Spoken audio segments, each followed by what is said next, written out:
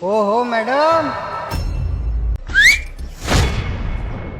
এরপর এই মেয়েটি তাদের পাশে এসে বলে, করো করো, আরও আমার সঙ্গে নোংরামি করো। এখন দেখে মেয়ে তোমার পাশে এসে গেছে, তাহলে করো নোংরামি। আর এমনিতেও ভুল তোমাদের না, ভুল তো আমার। আরে দেখো দেখো আমি কেমন জামা পরে আছি, আর এমন জামা পরে বাইরে বের হব, তাহলে তো ছেলেরা নোংরামি করবেই। আর তোমরা ছেলে হয়ে মেয়েদের খারাপ নজর দিয়ে যদি না দেখে, তাহলে তো তোমাদের কেউ ছেলে বলবেই না, হ্যাঁ না? আর এমনিতে তোমাদের মেয়েদের নোংরা নজর দিয়ে দেখে মজা তো অনেক আসে। হয়তো এমনিতে তোমাদের বাড়িতেও মা বোন আছে, হয়তো তাদেরকেও গিয়ে জিজ্ঞাসা করবে যে তারা যখন রাস্তা দিয়ে যায় আর যখন তাদেরকে কোনো ছেলে নোংরা নজর দিয়ে দেখে বা তাদের সঙ্গে নোংরামি করে, তখন তাদের কেমন লাগে। আর এমনিতে ভালোই লাগে হয়তো, কারণ ভালো না লাগলে তাদের বাড়ির ছেলে এরকম করবে না। এমনিতে তোমার মা বাবাই হয়তো এইসব শিখিয়েছে হয়তো, কারণ এগুলো তো কেউ কাউকে শিক্ষা দিয়ে শিখিয়ে দেয় না। মেয়ে দেখলে এরকম তাদের সঙ্গে এরকম করতে হবে। আরে তোমরা ছেলেরা যখন মেয়েদের জামার দিকে তাকাও, তখন তোমাদের চরিত্রটা জামার চেয়েও বেশি ছোট হয়ে যায়, এটা জানো কি? আর আজ যদি আমি চুপ থাকতাম, তাহলে কাল যখন তোমার বোন বা মা বা তোমার স্ত্রীকে নিয়েও কেউ এমন নোংরামি করবে, তখন মনে পড়বে আমি কি বলেছিলাম।